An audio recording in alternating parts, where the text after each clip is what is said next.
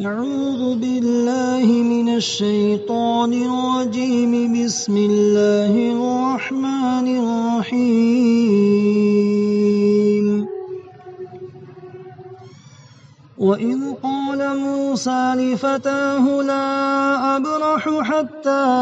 أبلغ مجمع البحرين أو أمضي حقبا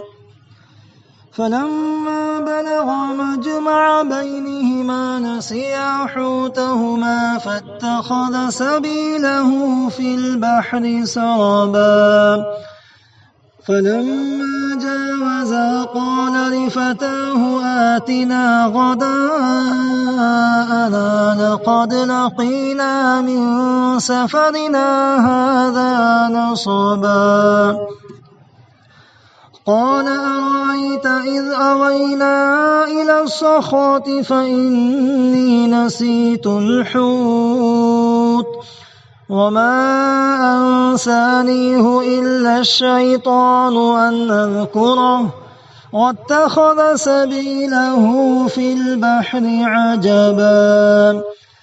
قال ذلك ما كنا نبغي فارتدا على آثارهما قصصا فوجدا عبدا من عبادنا آتيناه رحمة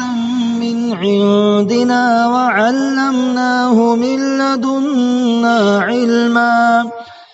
قال له موسى هل أتبعك على أن تعلمني مما علمت رشدا قال إنك لن تستطيع معي صبرا وكيف تصبر على ما لم تحط به خبرا قال ستجدني إن شاء الله صابرا ولا أعصي لك أمرا قال فإن اتبعتني فلا تسألني عن شيء حتى أحدث لك منه ذكرا فانطلقا حتى إذا ركبا في السفينة خرقها قال خرقتها لتغرق أهلها لقد جئت شيئا إمرا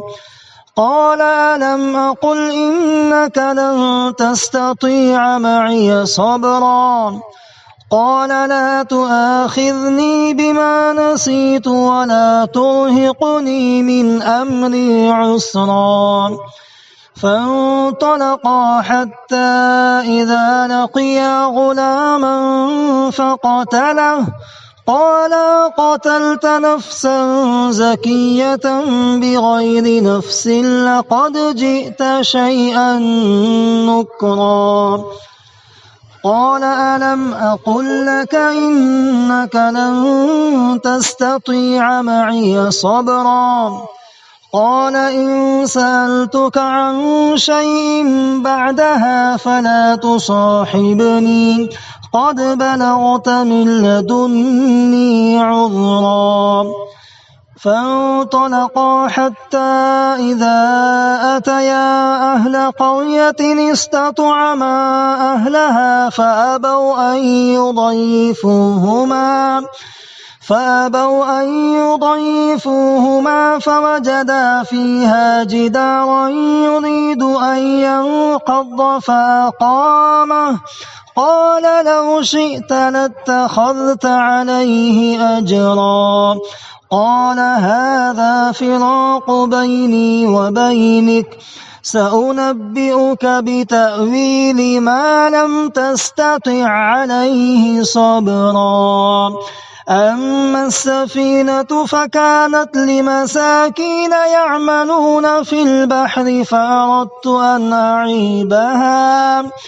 فأردت أن أعيبها وكان وراءهم ملك يأخذ كل سفينة غصبا وأما الغلام فكان أبواه مؤمنين فخشينا أن يرهقهما طغيانا وكفرا فأردنا أن يبدلهما ربهما خيرا منه زكاة وأقرب رحما وأما الجدار فكان لغلامين يتيمين في المدينة وكان تحته كنز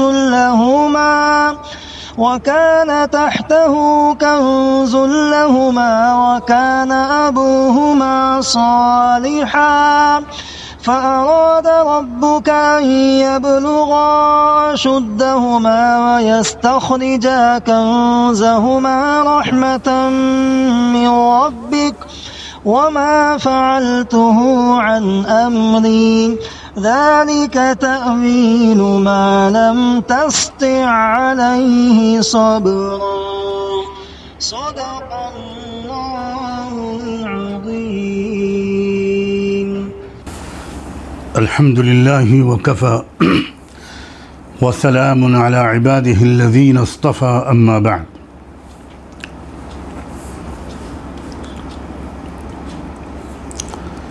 جن آیات کی آپ نے ابھی تلاوت سنی، ان آیات میں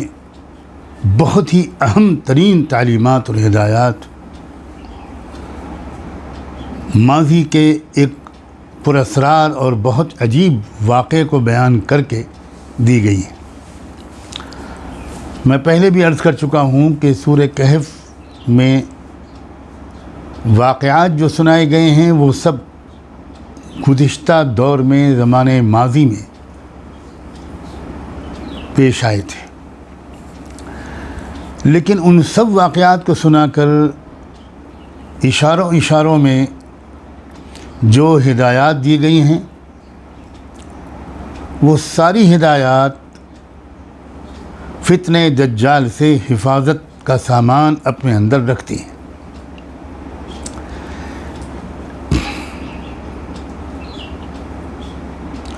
اور انہی ہدایات اور اشاروں میں جو ہدایات دی گئی ہیں انہی کی وجہ سے سورہ کہف کے اندر یہ تاثیر پیدا ہوئی ہے کہ وہ فتنہ دجال سے حفاظت کا یقینی سامان اپنے اندر رکھتی ہے، یا دوسرے لفظوں میں یوں کہیے کہ یہ کہا گیا ہے کہ جو فتنہ دجال سے اپنے کو محفوظ رکھنا چاہے وہ سورہ کہف کے ان مضامین پر غور کر کے ان سے سبق حاصل کرے اور ان کے تقاضوں پر عمل کرے۔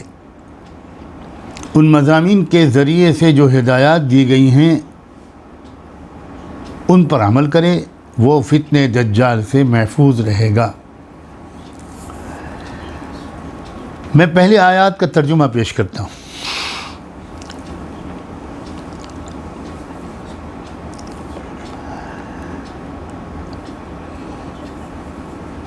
ارشاد ہوا ہے، اور وہ وقت یاد کرو جب موسیٰ نے اپنے خادم سے فرمایا کہ میں برابر چلتا رہوں گا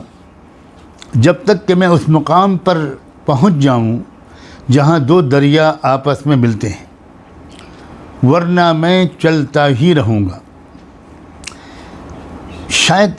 ان کے خادم نے ایک لمبے سفر کے بعد ان سے پوچھا تھا کہ آپ کب تک چلتے رہیں گے، آپ کی منزل کیا ہے؟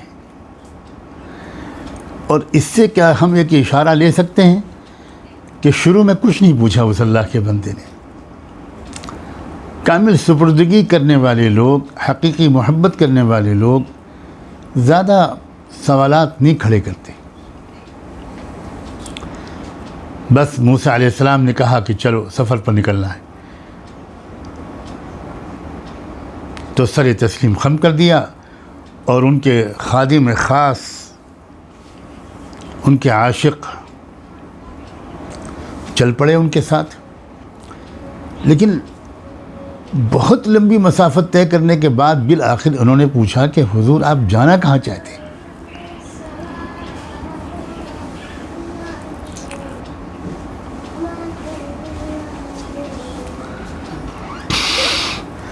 تب موسیٰ علیہ السلام نے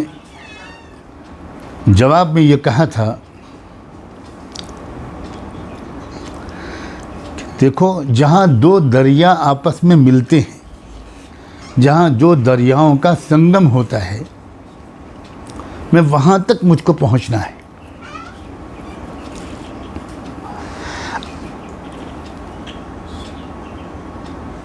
اور جب وہ اس سنگم کی جگہ پر پہنچ گئے،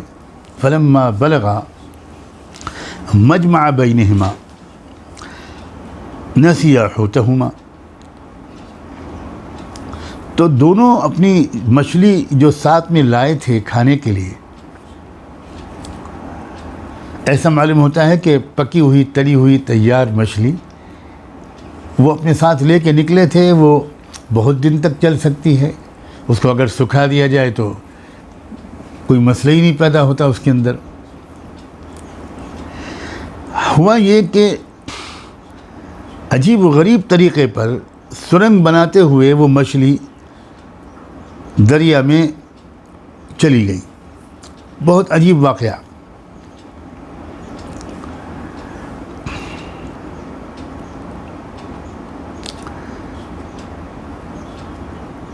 جب وہ آگے نکل گئے، فلما جاوزا، تو موسیٰ علیہ السلام نے اپنے خادم سے کہا کہ بھئی اب ذرا سا ناشتہ لاؤ، آتنا غداءنا، اس لمبے سفر سے تو ہم اب تک بہت تکان محسوس کر رہے ہیں۔ لقد لقینا من سفرنا هذا نصبا، قال ارأیت اذا وینا الی الصخرہ، ان کے خادم بولے ارے ارے ارے ارے لیجئے، ہم لوگ جہاں پر جب اس چٹان کے قریب ٹھہرے تھے تو میں تو مچھلی کا آپ سے ذکر کرنا بالکل بھول ہی گیا، اور سچی بات تو یہ ہے کہ مجھے تو یقین ہے کہ شیطان نے مجھے اس کا آپ سے تذکرہ کرنا بھلا دیا۔ اور ہوا یہ تھا کہ وہاں ہی اسی جگہ پر جہاں ہم آرام کرنے کے لیے ذرا رکے تھے، تو تلی ہوئی مچھلی نے بڑے عجیب طریقے پر زندہ ہو کر وہ ایک سرنگ جیسا راستہ بنا کر وہ تو چلی گئی سمندر میں۔ موسیٰ علیہ السلام اب بولے، ذالک ما کنا نبغی، اسی کی تو ہم کو تلاش تھی، یعنی وہی مقام تو تھا جہاں وہ بزرگ، وہ شخصیت ہم کو ملے گی جس کی تلاش میں نکلا ہوں، وہی مقام تھا، مجھے وہی مقام بتایا یا دکھایا گیا تھا۔ چنانچہ وہ دونوں اپنے قدموں کے نشان پر الٹے پاؤں واپس ہوئے۔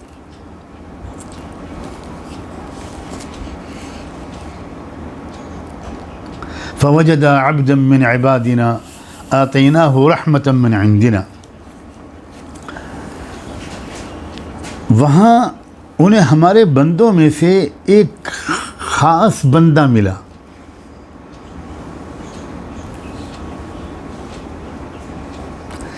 جس کو ہم نے اپنی خصوصی رحمت اور عنایت سے نوازا تھا۔ وعلمناہ من لدنا علما، اس کی روزی، اس کی پرورش کا سامان وہ ہمارے غیبی نظام سے اس تک پہنچتا تھا۔ یہ ہے آتیناہ رحمتا من عندنا، اور وعلمناہ من لدنا علما، اور اپنی طرف سے ہی ہم نے براہ راست ایک خاص علم تکوینی، ایک خاص قسم کا علم اسے عطا کیا تھا۔ اب موسیٰ علیہ السلام نے اس شخصیت سے گزارش کی، هل اتبعک علی ان تعلمنی مما علمت رشدا، کیا میں آپ کے ساتھ رہ سکتا ہوں کہ جو علم آپ کو سکھلایا گیا ہے اس میں سے آپ کچھ مجھے بھی سکھا دیں، تاکہ وہ مجھے ایک خاص طرح کی سوجھ بوجھ اور سمجھ، گہری سمجھ حاصل ہو جائے۔ رشدہ، جو خاص سوجھ بوجھ کی باتیں آپ کو سکھائی گئی ہیں وہ آپ مجھے بھی سکھا دیں۔ قال انك لن تستطيع معي صبرا، انہوں نے جواب میں کہا کہ رہنے کو تو آپ میرے ساتھ رہ لو، لیکن آپ ساتھ رہ کر بہت سی باتیں برداشت نہیں کر پاؤ گے، اور آپ اپنے کو روک نہیں پاؤ گے۔ وَكَيْفَ تَصْبِرُ عَلَى مَا لَمْ تُحِطْ بِهِ خُبْرًا، اور خود عذر پیش کرتے ہوئے یہ کہا کہ ان باتوں پر صبر آپ نہ کر سکو، آپ صبر کیسے کر سکو گے جبکہ سچی بات یہ ہے کہ ان باتوں کی حقیقت آپ کے علم میں نہیں ہوگی۔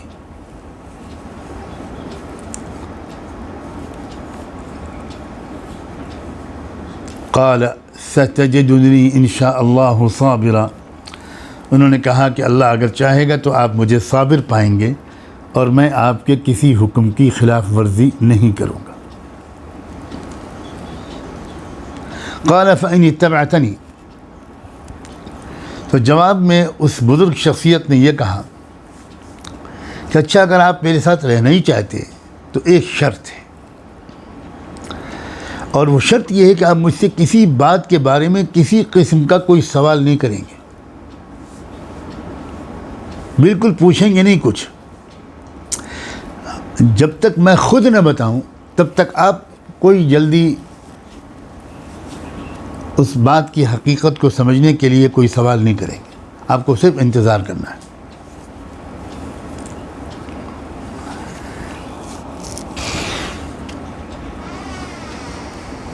فانطلقا، اب دونوں چل پڑے، یہاں تک کہ ایک مقام ایسا آیا جب دونوں کشتی میں سوار ہوئے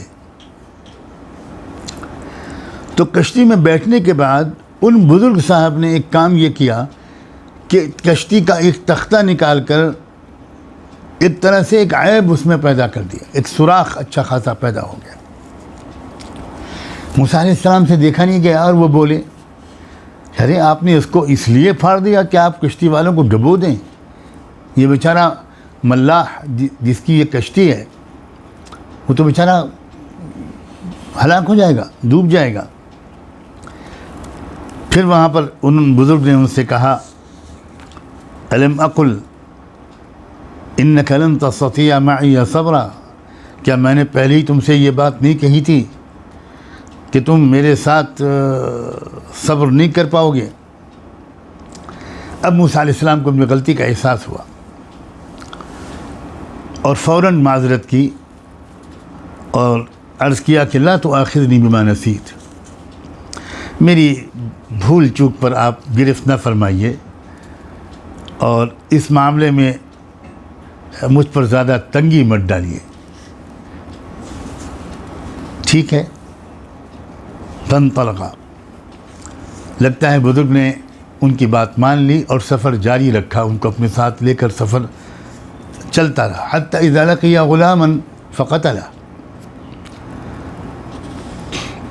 ایک لڑکا ملا ان کو تو انہوں نے اچانک اس لڑکے کو قتل کر دیا۔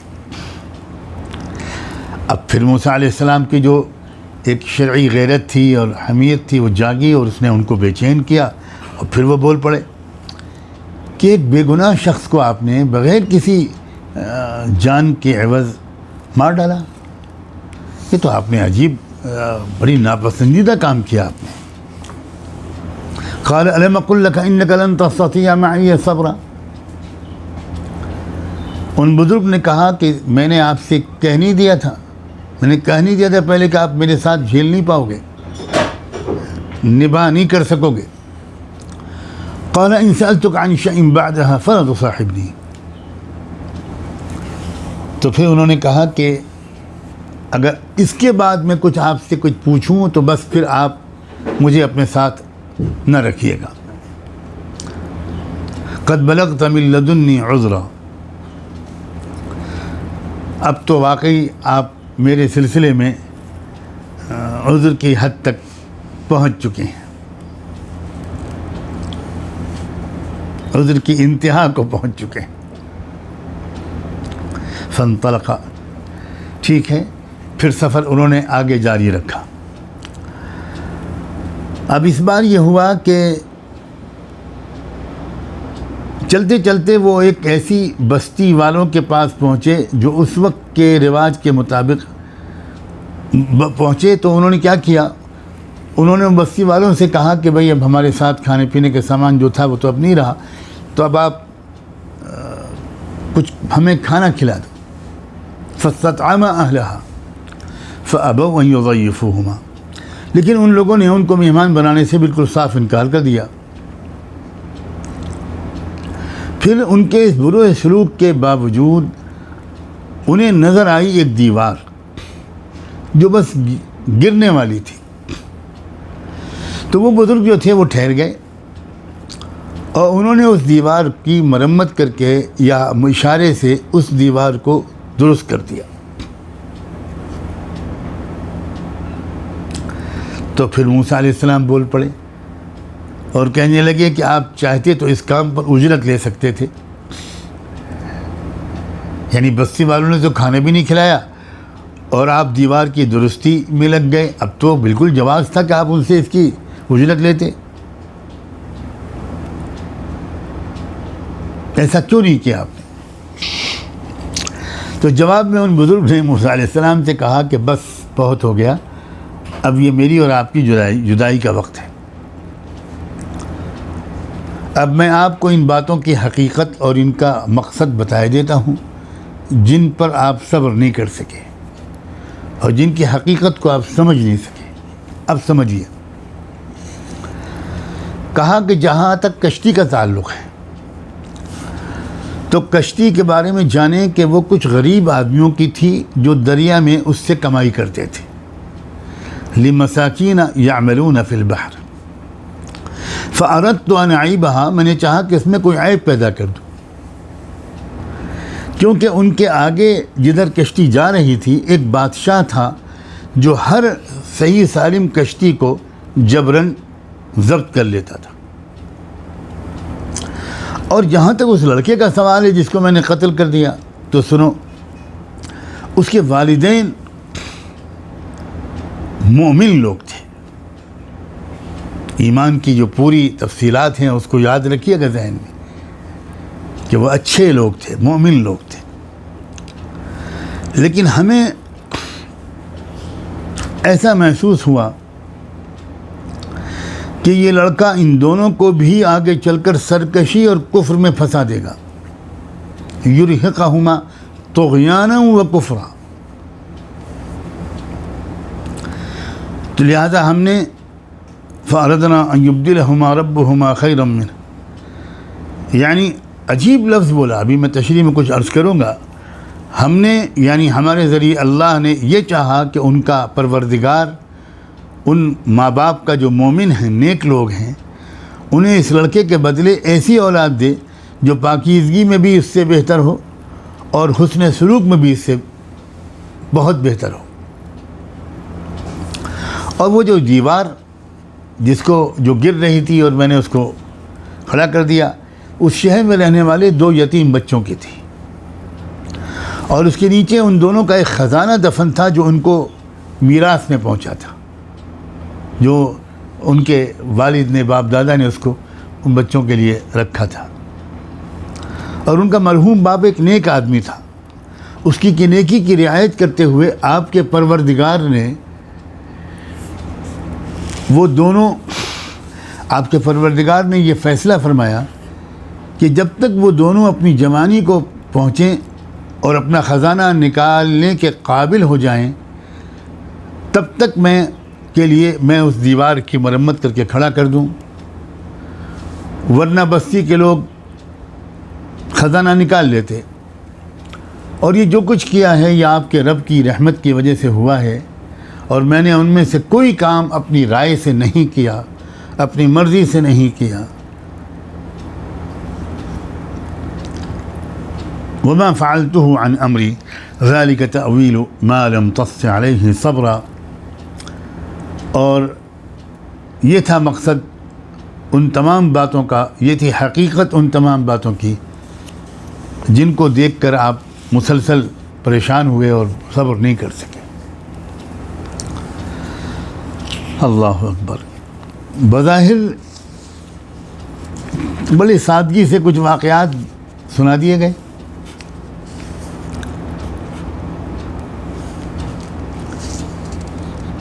لیکن اللہ کی قسم کھا کے عرض کرتا ہے یہ طالب علم کہ ایسی زبردست ہدایات اس میں دی گئی ہیں اس دور کے بارے میں، ہمارے اور آپ کے دور کے بارے میں. فتنہ دجال سے حفاظت کے لیے ایسی زبردست عملی پریکٹیکل ہدایات دی گئی ہیں. اب ایک ایک کر کے ذرا شروع کرتے ہیں. پہلی بات، موسیٰ علیہ السلام کو اللہ تعالیٰ نے یہ علم براہ راست وحی کے ذریعے نہیں عطا فرمایا. ان کو اس بات کا اشارہ ملا کہ ایک بندہ ہے جس کو ہم نے وہ علم دیا ہے جو ہم نے ابھی فی الحال تم کو بھی نہیں دی.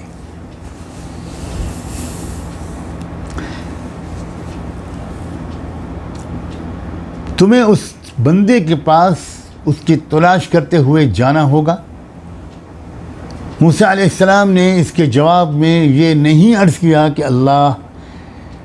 بہت بڑی ذمہ داری آپ نے میرے اوپر ڈالی ہے. اگر میں کہیں گیا کسی بزرگ کے پاس تو جانے اور آنے میں اور ان کے پاس قیام میں میرا اچھا خاصا وقت لگے گا، اور پھر نبوت کے اور دعوت کے اس کام میں بہت حرج ہوگا جس کی آپ نے مجھ پر ذمہ داری ڈالی ہے، اور اس بیچ میں کتنی گمراہی، کتنے مسائل پیدا ہوں گے. یہ نہیں کہا. موسیٰ علیہ السلام سمجھتے تھے کہ اب میں کن لفظوں میں اس کو ادا کروں. بہت محتاط ہونا چاہیے ان مضامین کے بیان کرنے میں. کیا محسوس ہوا تھا جو موسیٰ علیہ السلام کو کس چیز کی کمی محسوس ہوئی تھی؟ ایسا معلوم ہوتا ہے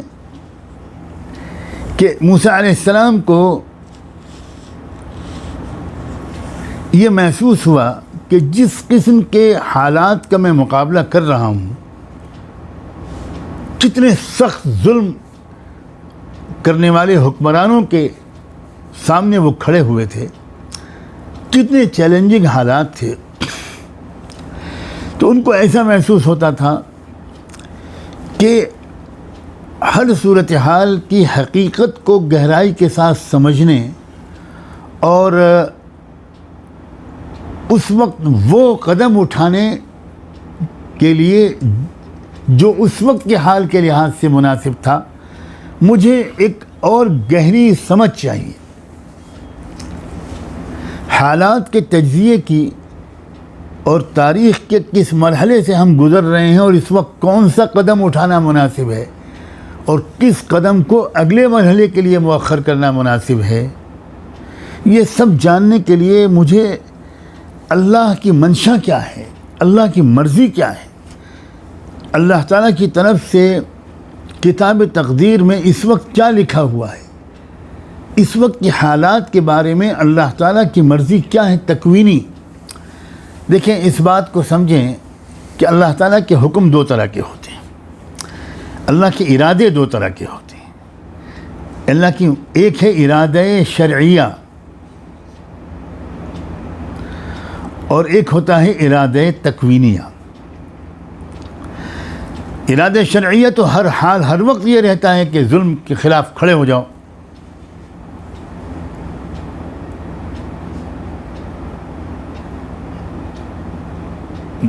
نظم عالم کو بدلنے کے لیے جو کر سکتے ہو کرو، یہ تو ارادہ شرعیہ ہے. لیکن دوسرا ایک ہوتا ہے ارادہ تکوینیہ کہ وہ اللہ تعالیٰ نے تبدیلی کا وقت کون سا لکھا ہے، کب ہے وہ وقت آئے گا جب کہ اللہ تعالیٰ کی تقدیر میں بھی وہ وقت آ جائے گا کہ اب ظلم سے نجات ملے گی اور سسٹم بدلے گا، ورلڈ آرڈر بدلے گا، نظم عالم بدلے گا. اب ہوتا یہ ہے کہ اگر وہ جو قوم یا جماعت یا شخص ظلم کے خلاف کوشش کرتی ہے، اس وقت جس وقت کے ظلم کے خاتمے کا وقت اللہ کی تقدیر میں لکھا نہیں ہوتا، ابھی اس میں کچھ مدت باقی ہوتی ہے، تو اس وقت کے کوشش کرنے والوں کو اجر تو بھرپور ملتا ہے، اجر میں کوئی کمی نہیں ہوگی، لیکن جو بظاہر دنیا کے لحاظ سے مقصود ہے، یہاں اس سسٹم کے بدلنے کی منزل اس وقت حاصل نہیں ہو پائے گی، اس لیے کہ وہ وقت اللہ تعالیٰ نے لکھا نہیں۔ اب جو قائد ہوتا ہے، اس پر بہت غور کیجیے گا، جو اللہ کی طرف سے پسندیدہ مأمور قائد ہوتا ہے، اگر اس کو یہ بات معلوم ہو جائے معتبر ترین ذرائع سے کہ اللہ تعالیٰ کی طرف سے نظم عالم کی تبدیلی کا وقت اب آ گیا، تو اس وقت جو وہ اپنی قوم کو لے کر جدوجہد کرتا ہے، اس کے نتیجے بہت ہی زبردست نکلتے ہیں۔ تو اس قائد کو یہ علم بھی آنا چاہیے، اس قائد کو ایک باطنی نظر اس کے پاس ہونی چاہیے۔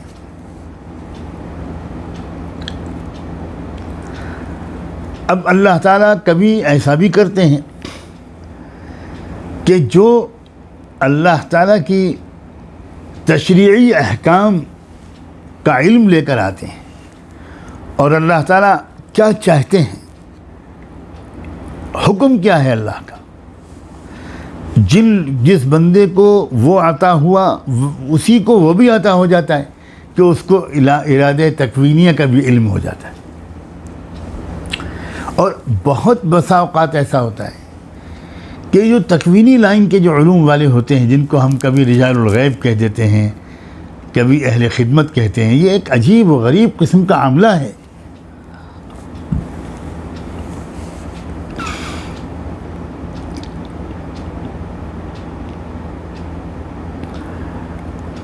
یہ ایک الگ علم رکھنے والے لوگ عام طور پر یہ الگ ہوتے ہیں،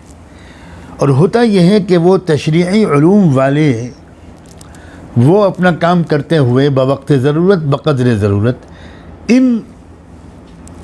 خضر صفت تکوینی علوم کے ماہر اس قلبی نظر جو ہوتی ہے اس کے رکھنے والوں سے جڑ جاتے ہیں، ان سے ان کا رابطہ ہوتا ہے، اور وہ اس میں کوئی عار محسوس نہیں کرتے کہ وہ کسی ایسے درویش خضر صفت بزرگ سے وہ چیز حاصل کریں، وہ دولت جو اللہ نے ان کو دی ہے۔ موسیٰ علیہ السلام اولو العزم پیغمبروں میں ہیں، انہوں نے ایک بار بھی اللہ سے ہی نہیں کہا کہ اللہ پاک وہ علم لینے کے لیے آپ مجھے وہاں کیوں بھیج رہے ہیں، وہ علم مجھے آپ براہ راست عطا کرتے۔ وہ اللہ کی تقسیم پر راضی رہنے والے لوگوں میں سے تھے، اور وہ راز سمجھتے تھے کہ ہے کچھ مصلحت اس میں اللہ کی۔ وہ فوراً چل پڑے اور بڑا لمبا پرمشقت سفر کر کے اس بندے کو ڈھونڈ نکالا۔ اچھا، ایسے بندے عجیب و غریب ان کے انداز ہوتا ہے، یہ کہاں رہتے ہیں، بالکل آبادیوں سے دور، کیا راز ہے اس میں، یہ دریاؤں کے سنگم اور دوآبے میں کیوں ملتے ہیں۔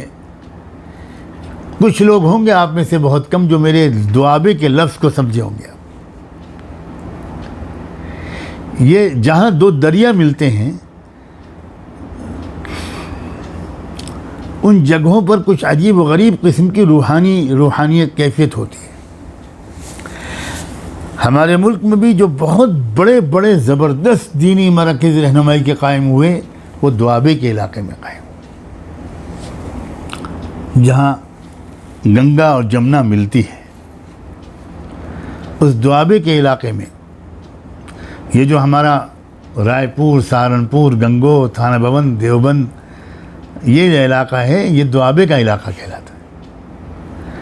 اور کسی اور کو مطمئن کرنا میرا کام نہیں ہے، اور یہ کوئی ایسا عقیدہ بھی نہیں اس کو قبول کرنا لازمی ہو، لیکن جن لوگوں کا اس علاقے کے تاریخ سے واقفیت ہے، اس علاقے میں جو مردان خدا، مردان آزاد پیدا ہوئے، مردان حر، وہ کیسی زبردست اندرونی نگاہ رکھتے تھے، کیا ان کی کیفیت تھی، کتنی گہری سمجھ رکھتے تھے، یہ پوری ایک تاریخ ہے۔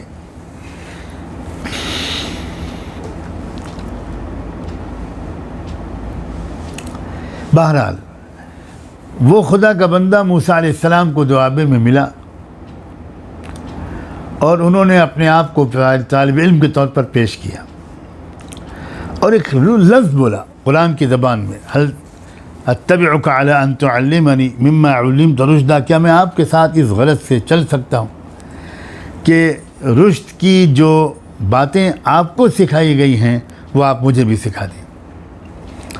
ایسے معلوم ہوتا ہے کہ وقت کے تقاضوں کے مطابق کسی خاص قسم کی سوجھ بوجھ اور سلیقے کی ضرورت موسیٰ علیہ السلام کو محسوس ہوئی، اور اس کے لیے موسیٰ علیہ السلام نے اللہ تعالیٰ سے کچھ دعا مانگی، رہبری ہوئی، اشارہ ہوا، اور وہ اس گہری سمجھ بوجھ اور سوجھ بوجھ اور رشد والی شخصیت کی تلاش میں وہ نکلے، اور بالآخر اس شخصیت نے ان کو وہ رشد کیسے سکھایا؟ عملی طور پر سکھایا، کوئی لیکچر نہیں دیا، اپنے ساتھ رکھ کر ان کو یہ جو سوجھ بوجھ ہے، یہ جو گہری سمجھ ہے، یہ علم ان کو بقدر ضرورت سکھایا۔ اب دیکھیے، جب لے کر چلے ان کو تو سب سے پہلے کشتی والا واقعہ پیش آیا۔ اب انہوں نے کشتی میں سوراخ کر دیا۔ موسیٰ علیہ السلام کو تعجب ہوا، ہونا بھی چاہیے تھا، پوچھا انہوں نے کہ یہ کیا ہوا؟ اب موسیٰ علیہ السلام کو کیا معلوم کہ یہ میری تربیت ہو رہی ہے، تعلیم ہو رہی ہے، یہ مجھے کچھ سکھانے کے لیے کر رہے ہیں، مجھے کچھ راز بتانے کے لیے کر رہے ہیں۔ اب بعد میں انہوں نے جب بتایا تو اس میں انہوں نے یہ بات بتایا کہ دیکھو، سمندر پار یا دریا پار جس شخص کی حکومت ہے، تاریخ کی تفسیر کی کتابوں سے یہ معلوم ہوتا ہے کہ اس کے اپنے کسی پڑوسی ملک کے ساتھ ایک بحری جنگ چل رہی ہے، اور تو اس کو کشتیوں کی، جہازوں کی سخت ضرورت ہے، تو اس نے اپنی فوج لگا رکھی ہے ساحل پر کہ جو کشتی ملے اس کو ضبط کر لو بحق سرکار۔ اب یہ بات موسیٰ علیہ السلام تو نہیں جانتے تھے، لیکن وہ بندہ خدا جانتا تھا، تو انہوں نے کشتی میں سوراخ کر دیا۔ اب انہوں نے بعد میں جب بات بتائی، اس سے موسیٰ علیہ السلام کی سمجھ میں یہ بات آئی کہ یہ جو کشتی کا سوراخ ہے، بظاہر تو یہ کشتی والے کے ساتھ ظلم ہے، یہ کشتی میں عیب پیدا کر دیا، لیکن حقیقت یہ نہیں ہے۔ حقیقت یہ ہے کہ یہی کشتی والے کی سب سے بڑی خیرخواہی اور خدمت کا تقاضا تھا، کیونکہ جب ٹوٹی پوٹی کشتی دیکھے گی وہ فوج اور بادشاہ، تو وہ اس کو بالکل نہیں ضبط کرے گا، چھوڑو اس کو، یہ ہمارے کام کی نہیں ہے۔ تو اب وہ کشتی بچ جائے گی، اس کا جو اس مالک تھا کشتی والا، اس کا معاش کا ذریعہ بچ جائے گا، جو اس کے روزی کمانے کا ذریعہ تھا وہ ہاتھ سے چلا جاتا اگر یہ سوراخ نہ ہوتا۔ تو پتہ چلا کہ کچھ حالات ایسے بھی ہوتے ہیں کہ جن میں اصل چیز کو بچا لیا جاتا ہے، تھوڑا سا عیب اس میں پورا کر لو تو وہ بچ جائیں گے، اور پھر اس کے بعد اس کا فائدہ بھی پہنچتا رہے گا۔ اگر وہ عیب بالکل نہ ہو اس چیز میں، اور بالکل پرفیکٹ ہو، تو اس کو ظالم حکومتیں نہیں چھوڑتی، ضبط کر لیتی۔ اب یہ کتنی زبردست بات ہے کہ کبھی کبھی قوموں کی پسماندگی ان کو ظلم سے بچا لیا کرتی ہے۔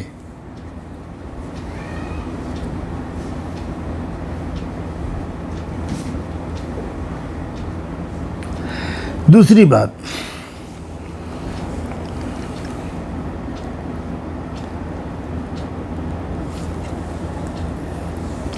یہ بات بھی وہ اللہ کا بندہ موسیٰ علیہ السلام کو سمجھانا چاہتے تھے کہ دیکھو، ایسے مواقع بھی کبھی پیش آ جاتے ہیں کہ جن میں ظالم کو اس کی ظالمانہ حرکتوں سے فوری طور پر ہٹانا وقت کے تقاضے کے مطابق نہیں ہوتا۔ انہوں نے یہ فیصلہ نہیں کیا کہ چلو چل کر اس ظالم حکومت کا تختہ الٹتے ہیں، اس وقت یہ عملی طور پر ممکن نہیں تھا۔ اور اللہ تعالیٰ کی یہ دنیا جو چلتی ہے، اللہ تعالیٰ جو چلاتے ہیں، وہ اپنی قدرت کے حساب سے نہیں چلاتے، وہ عام ضابطہ جو ہوتا ہے اس کے حساب سے چلاتے ہیں، کیونکہ شریعت جو آئی ہے وہ کچھ اصحاب کرامات کے لیے نہیں آئی ہے، صرف معجزوں والے نبیوں کے لیے نہیں آئی ہے، شریعت آتی ہے، دین آتا ہے عام لوگوں کے لیے۔ تو اللہ تعالیٰ اس دنیا میں دین پر عمل کرنے کا جو بوجھ ڈالتے ہیں نبیوں کی امتوں پر، وہ ان کی عام صلاحیت اور عام حالات کے حساب سے ڈالتے ہیں۔ ایسا نہیں کہتے کہ تم کرنے والی ذات میری ہے، تم تو بس حملہ کر دو، بس میں کر دوں گا۔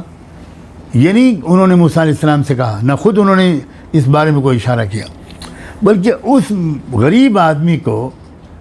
بچا لینا،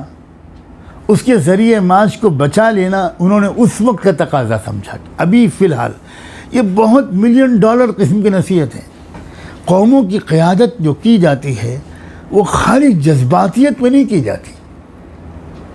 خالی تمناؤں کے ذریعے، وشفل تھنکنگ کے ذریعے، اور صحیح لفظ بولوں تو رومانٹک اپروچ کے ذریعے، رومانی سوچ جو ہوتی ہے اس کے لیے نہیں کی جاتی۔ یاد رہے کہ اس قسم کی سوجھ بوجھ کے لیے خضر صفت اللہ والوں سے رابطہ ضروری ہوتا ہے،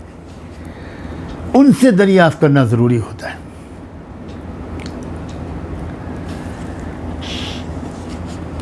تاریخ میں کتنے واقعات ہوئے ہیں ایسے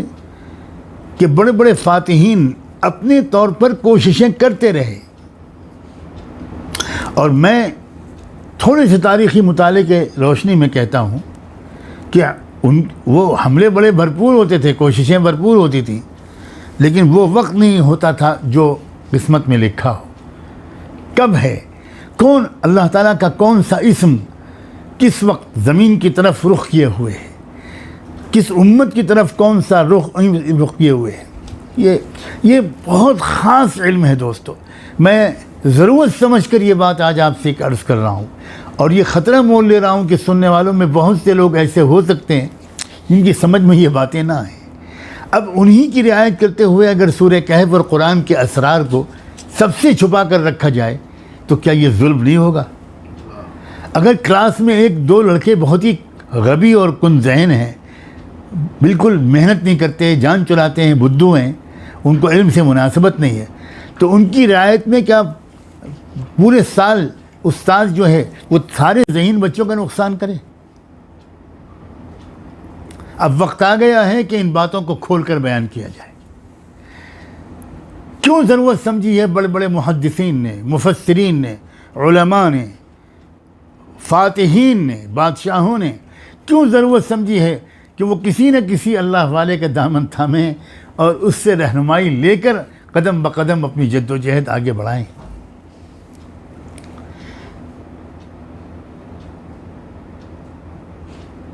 سلطان محمود غوری غزنوی سے لے کر سلطان شہاب الدین غوری تک ذرا پلیز ان کی تاریخ پڑھیے۔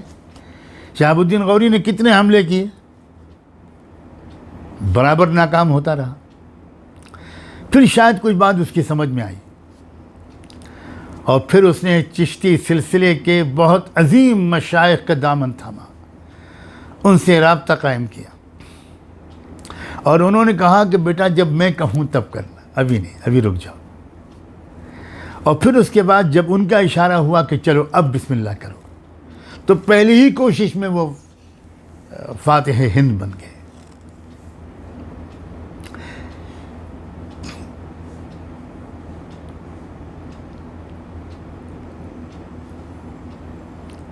ترکی خلافت عثمانیہ قائم کرنے والے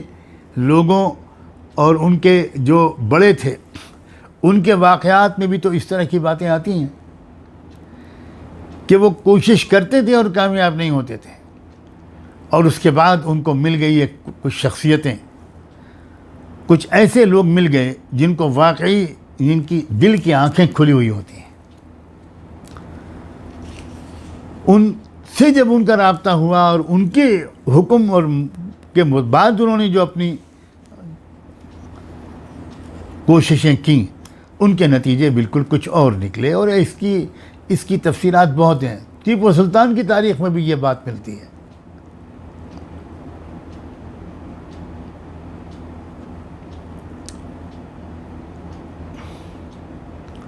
کاش کہ دل کی نظر والوں کی تلاش ہمیں بھی نصیب ہو جاتی،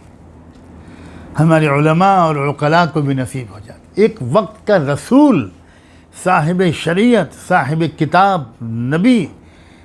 ایسے کسی شخص کی تلاش میں نکلا ہوا ہے جس کے نبی ہونے کا کہیں کوئی ثبوت نہیں ملتا،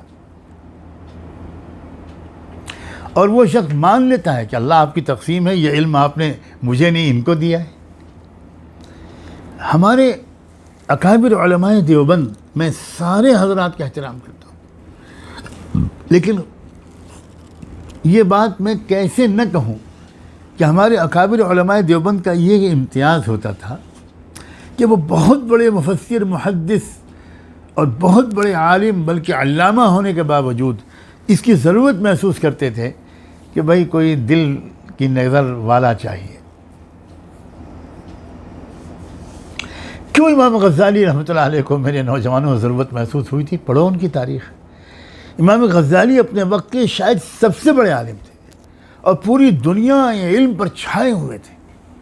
جامعہ نظامیہ بغداد میں جس یونیورسٹی کے وہ چانسلر تھے، پوری دنیا اسلام کا سب سے بڑا علمی مرکز تھا، لیکن انہیں محسوس ہوا کہ بھئی یہ سارے علوم کے باوجود میرے دل کی نظر نہیں کھلی ہوئی ہے، میں اشیاء کی حقیقت کو نہیں سمجھ پاتا، بحث کرتا ہوں، دلائل دیتا ہوں، بہت شاندار کتابیں لکھتا ہوں، درس دیتا ہوں۔ پھر وہ تلاش میں نکلے، اور سب جانتے ہیں کہ ان کو اللہ کا ایک خضر صفت بندہ مل گیا۔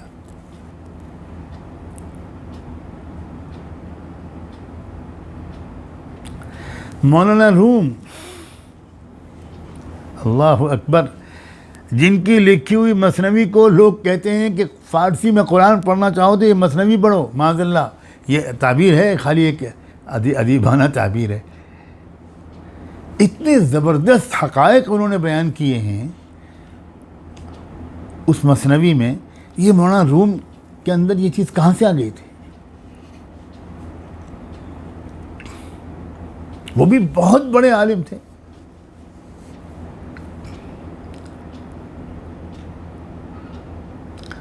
ترکی کا ایک شہر ان کی وجہ سے پوری عالم اسلام کا علمی مرکز بنا ہوا تھا۔ پھر ان کو بھی کچھ محسوس ہوا، پھر وہ بھی تلاش میں نکل گئے۔ واقعی تلاش عجیب چیز ہے۔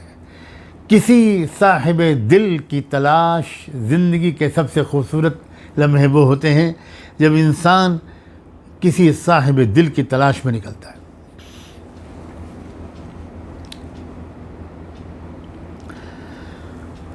میں یہ بات شاید درمیان میں ہی کہہ دوں، بے چین ہو رہا ہوں کہنے کے لیے کہ فتنہ دجال کے دور میں انسانوں کا ذوق اس قدر بگڑ جاتا ہے کہ وہ ایسے کسی علم اور صاحب علم ہی کا انکار کرنے لگتے ہیں۔ وہ کہتے ہیں ہمیں کوئی ضرورت نہیں، سب کتابوں میں لکھا ہوا ہے۔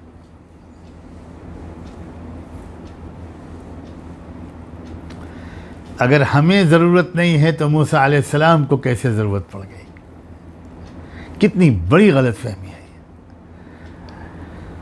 اور پھر یہ حضرات جو ہوتے ہیں یہ کوئی دروس نہیں دیتے، لیکچر نہیں دیتے، بیانات نہیں کرتے، یہ تو عجیب غریب پر اسرار اداؤں سے سب کچھ سکھا دیتے ہیں۔ سیکھنے والا چاہیے۔ چنانچہ یہ جو سبق دیا انہوں نے، موسیٰ علیہ السلام شاید اسی قسم کے سبقوں کی تلاش میں نکلے تھے۔ یہ سبق دیا کہ فی الحال اس ظالم کے خلاف جدوجہد کرنے کے بجائے اس مظلوم کو اس کے ظلم کا پوری طرح شکار ہونے سے بچا لینا یہ وقت کا کام ہے۔ میں پھر دہراتا ہوں حضرت مولانا الیاس رحمۃ اللہ علیہ کی تعبیر کو۔ وہ کہا کرتے تھے، علم کہتے ہیں امر حال کو جاننا۔ اللہ تعالیٰ کے احکام الگ الگ وقت میں بدلتے رہتے ہیں۔ ظہر کے وقت میں اللہ کا حکم عصر پڑھنے کا نہیں ہوتا، ظہر پڑھنے کا ہوتا ہے۔ اب اگر کوئی شخص ظہر کے وقت میں عصر پڑھنے لگے اور جب اس سے کہا جائے کہ یہ عصر کا وقت نہیں ہے تو وہ کہے کہ آپ اللہ تعالیٰ کے پورے دین پر عمل نہیں کرتے، آپ مجھے روکتے ہو اللہ تعالیٰ کے بعض احکام پر عمل کرنے سے، آپ نے تو دین کے ایک حصے کو لیا ہوا ہے۔ ارے میرے پیارے، عصر کا وقت جب شروع ہو جائے گا تب حکم عصر آئے گا، تب عصر پڑھنا، ابھی نہیں پڑھ سکتے۔ اسی طرح الٹ کر بھی آپ سمجھیے کہ عشاء کے وقت میں ظہر پڑھنا یہ بھی غلط ہے۔ امر حال کو سمجھو، اس وقت اللہ تعالیٰ کا ہم سے کیا حکم ہے۔ یہ بات جب حق اور باطل کی جد و جہد ہوتی ہے اور انصاف اور ظلم کی لڑائی اور ٹکراؤ ہوتا ہے تو اس وقت اس علم کا جاننا قائد کے لیے بہت ہی ضروری ہوتا ہے کہ ظلم کے خلاف جد و جہد کا یہ کون سا مرحلہ ہے، اس میں ہم کو کیا کرنا ہے۔ اس میں ہم کو طائف والا انداز اختیار کرنا ہے، ہم کو غار ثور والا انداز اختیار کرنا ہے، ہم کو شعب ابی طالب والا انداز اختیار کرنا ہے، یا ہم کو مدینہ منورہ پہنچ کر میثاق مدینہ جس طرح اللہ کے رسول نے سب کے ساتھ معاہدات کیے تھے وہ اسٹیج ہے، یا بدر میں مقابلہ کرنا ہے، یا احد میں دفاع کرنا ہے۔ الگ الگ اسٹیجز ہیں، اور میں کہہ سکتا ہوں کہ 50 اسٹیجز ہو سکتے ہیں۔ اور پوری محمد رسول اللہ کا سیرت کا ایک بہت بڑا معجزہ یہ ہے کہ صرف 23 سال کے عرصے میں وہ تمام اسٹیجز اللہ تعالیٰ نے گزار دیے جو قیامت تک آنے والی قیامت تک امت کو درپیش ہوں گے جو مرحلے۔ تو ہر مرحلے میں امت کی قیادت کرنے والے لوگوں کی ذمہ داری ہے کہ وہ اس بات کو سمجھیں کہ ہمارے موجودہ حالات اور اس مرحلے میں جس میں ہم ہیں اس مرحلے میں اللہ تعالیٰ کی کون سی ہدایات ہیں جن پر ہم کو اس وقت عمل کرنا ہے، اور وہ کون سی ہدایات ہیں جن کے لیے ہم کو تھوڑا انتظار کرنا ہے۔ میں اس نازک مضمون کی وضاحت کے لیے ایک آیت قرآن کی پیش کرتا ہوں۔ سورہ بقرہ میں ارشاد فرمایا، وَدَّ كَثِيرٌ مِّنْ أَهْلِ الْكِتَابِ لَوْ يَرُدُّونَكُم مِّن بَعْدِ إِيمَانِكُمْ كُفَّارًا حَسَدًا مِّنْ عِندِ أَنفُسِهِم مِّن بَعْدِ مَا تَبَيَّنَ لَهُمُ الْحَقُّ فَاعْفُوا وَاصْفَحُوا حَتَّى يَأْتِيَ اللَّهُ بِأَمْرِهِ إِنَّ اللَّهَ عَلَى كُلِّ شَيْءٍ قَدِيرٌ۔ مدینہ منورہ میں سورہ بقرہ جب نازل ہو رہی ہے تو اس وقت یہ آیت نازل ہوئی ہے، اور حالات کی منظر کشی کرتے ہوئے اللہ تعالیٰ نے ارشاد فرمایا، وَدَّ كَثِيرٌ مِّنْ أَهْلِ الْكِتَابِ، اہل کتاب کی بڑی تعداد اے ایمان والو تم کو پھر سے مرتد بنانے کی کوشش کر رہی ہے۔ اب یہ اس وقت کی سازشوں کا تذکرہ کیا ہے اللہ نے۔ اب تم کو کیا کرنا ہے ان سازشوں کے مقابلے کے لیے، ان سازشوں کے جواب میں؟ فرمایا فاعفوا واصفحوا، معاف کرتے رہو، نظر انداز کرتے رہو۔ اب یہ اس وقت کا حکم ہے، امر حال ہے۔ ان حالات میں، جن حالات میں یہ آیت نازل ہو رہی، اس وقت ہدایت ہے کہ ابھی ٹکراؤ مت کرنا، ابھی میدان میں نکل کر مقابلہ مت کرنا۔ تو کب تک کے لیے؟ فرمایا حتیٰ یاتی اللہ بامرہ، جب اللہ تعالیٰ تم اگلا حکم لے آئے تب تک کے لیے تم کو یہی ہدایت ہے۔ یہ آیت اس بات کی صریح دلیل ہے، اور اس طرح کی بہت سی آیات قرآن میں ہیں کہ جس میں اجتماعی جد و جہد الگ الگ مرحلوں میں الگ الگ طریقے سے کی جاتی ہے، کی جانی چاہیے، یہ بات سکھائی گئی ہے۔ حضرت مولانا الیاس جو کہتے تھے امر حال کو جاننا یہ علم ہے، یعنی اللہ تعالیٰ اس وقت ہم سے کیا چاہتے ہیں۔ انفرادی زندگی میں بھی امر حال کو جاننا علم ہے۔ اب شادی ہونے جا رہی ہے آپ کی، تو اب اس وقت آپ کے لیے اس علم کا حاصل کرنا ضروری ہے کہ نکاح، پیغام نکاح اور نکاح کے بعد جو کچھ بھی ہوتا ہے اس کے احکام کیا ہیں، اس وقت آپ کے لیے علم حاصل کرنا فرض عین ہو جاتا ہے۔ آپ کاروبار شروع کرنا چاہتے ہیں تو اس کاروبار کے شروع کرنے سے پہلے تجارت کے سلسلے کے احکام کا علم حاصل کرنا فرض عین ہے. اس سے پہلے تک فرض عین نہیں تھا. یہ انفرادی زندگی کی 2 ایک مثالیں ہوئیں، اور اجتماعی زندگی پر تو میں اتنی دیر سے بات ہی کر رہا ہوں. تو ایسا اندازہ ہوتا ہے، ہمارے بعض علماء نے لکھا ہے، میں آپ کو عبارت پڑھ کے سناتا ہوں. حضرت مولانا مناظر حسن گیلانی نے جو سورہ کہف اور فتنہ دجال کے تعلق پر جو پوری کتاب لکھی ہے، اس میں ایک جگہ پر وہ لکھتے ہیں کہ کشتی والی نمونے سے یہ بتانا اور سمجھانا مقصود تھا کہ ایسے مواقع بھی کبھی پیش آ جاتے ہیں جن میں ظالم کو اس کی ظالمانہ چیرہ دستیوں سے ہٹانے کے درپے ہو رہا وقت کے تقاضے کے مطابق نہیں ہوتا.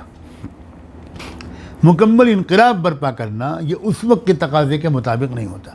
بلکہ ایسے زمانے میں مصلحت کا تقاضا یہی ہوتا ہے کہ ظالم اپنی ظالمانہ کارروائیوں کا نشانہ جس چیز کو بنانا چاہتا ہو اسی کو بچا لیا جائے. بس اتنا کیا جائے کہ اس میں کچھ اگر بچانے کے لیے اس میں کچھ نقص اور عیب اگر پیدا کرنا ضروری ہو تو قصداً پیدا کر دیے جائیں، جن کی وجہ سے وہ ظالم کی نظر سے وہ چیز ہی بے قیمت ہو کر ہٹ جائے اور وہ چیز باقی رہ جائے، اور جو کام اس سے نکل رہا تھا وہ کام بھی جاری رہے.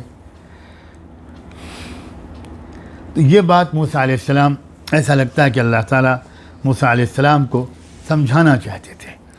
اور ایک عملی نمونہ سامنے دکھا کر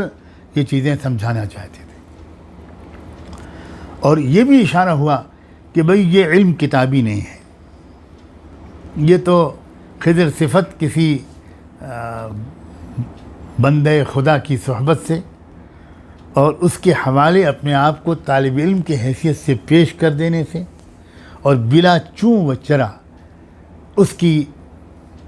باتوں کو ماننے سے یہ علم حاصل ہوتا ہے.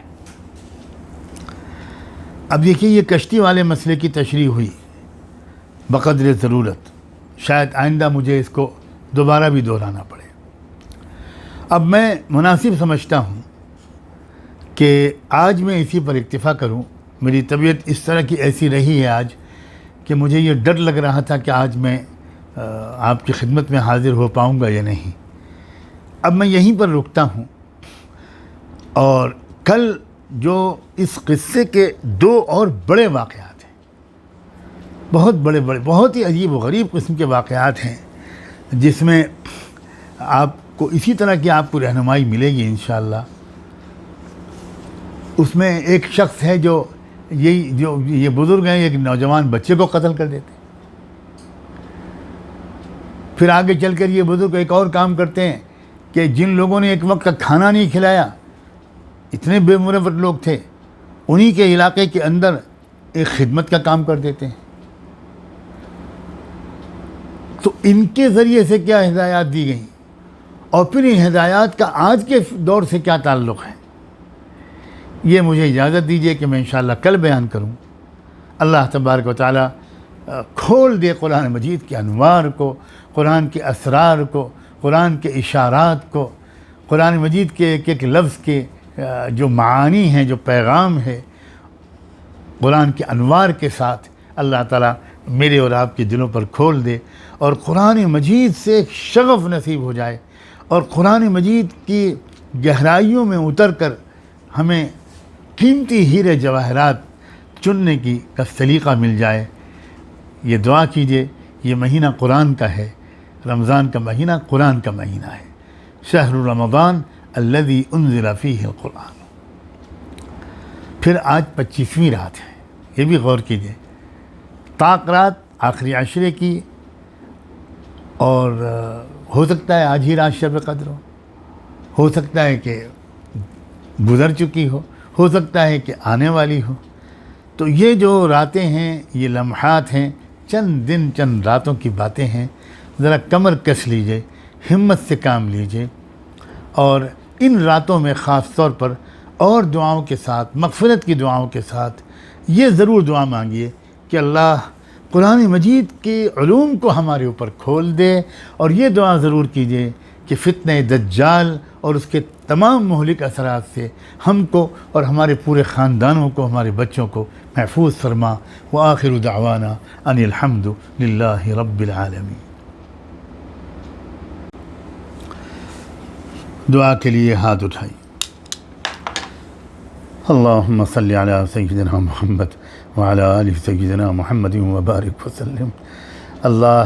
آپ نے قرآن جیسی نعمت عطا فرمائی، اللہ آپ کی یہ صفت ہے، اے رب کریم، اے اللہ ہمیں قرآن کی بالکل ناقدری کی ہے۔ ہم میں سے بہت سے تو قرآن کو پڑھتے بھی نہیں، اور جو پڑھتے ہیں وہ بھی سمجھتے نہیں۔ اے اللہ آج کی رات میں، اللہ جو آخری عشرے کی طاق رات ہے، اللہ ہم آپ سے آج اب تک جو ہم نے قرآن کی ناقدری کی ہے اس پر معافی مانگتے ہیں، اور آج سے ہم آپ سے یہ مانگتے ہیں توفیق کہ اللہ ہم کو قرآن کی تلاوت کرنے والا بنا، قرآن مجید کو سمجھنے کی کوشش کرنے والا بنا۔ اے رب کریم، فتنہ دجال سے ہم کو بچا لیجئے، اللہ فتنہ دجال کی حقیقت ہم کو سمجھا دیجئے،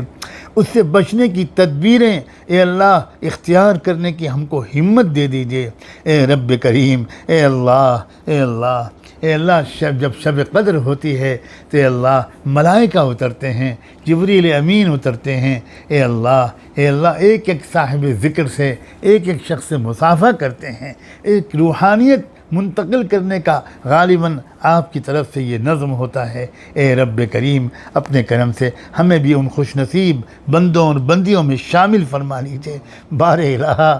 قصوروار ہیں، چھوٹا منہ بہت بڑی بات مانگ رہے ہیں، اللہ ہمیں عطا کر دیجیے، معاف کر دیجیے، تقوی دے دیجیے، اپنا نیک بندہ اور بندی ہمیں بنا لیجیے۔ اے اللہ ہمیں معاف کر دیجیے۔ اے اللہ نفس و شیطان کی غلامی سے ہم تنگ آ چکے ہیں، عافیت کے ساتھ ہم کو چھٹکارا عطا فرما، ہم کو نجات عطا فرما۔ اے رب کریم، ہمارے آباء و اجداد میں سے جو لوگ بھی ایمان کا کوئی ذرہ لے کر آپ کے حضور میں حاضر ہو چکے، بار الہ ان کی مکمل مغفرت فرما دیجیے، مغفرت فرما دیجیے، مغفرت فرما دیجیے، لطف و کرم کا خاص معاملہ کر دیجیے۔ اور اے اللہ، اے اللہ، ہم سب کو ایمان کامل عطا فرما۔ جب تک آپ دنیا میں ہم کو زندہ رکھنے کا فیصلہ کر رہے ہیں، اے اللہ ایمان کے ساتھ رکھیے گا، نیک اعمال کی توفیق کے ساتھ رکھیے گا، تمام فتنوں سے حفاظت کے ساتھ رکھیے گا، اور عافیت کے ساتھ رکھیے گا۔ اے اللہ جب وقت موعود آ جائے ہماری آپ کے پاس حاضری کا،